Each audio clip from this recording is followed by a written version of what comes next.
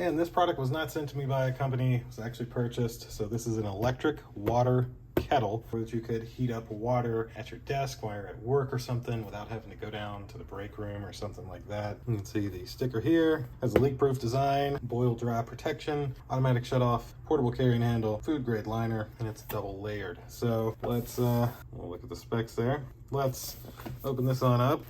There we go.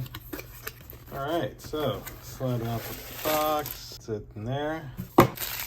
They include a cleaning brush. That's awesome. This goes together and we'll clean it for you. Nice. Then, little safety and instruction sheet. But this is what you came to see. This is this little portable electric kettle. That's the carrying case. And then this is the actual electric kettle. So your handle is right here at the top, so you're able to just carry it like that. Be careful of steam, okay? But take your lid off. Down in here we have your power cable. Wow, that's a pretty hefty power cable. I wasn't picturing that. I was picturing USB.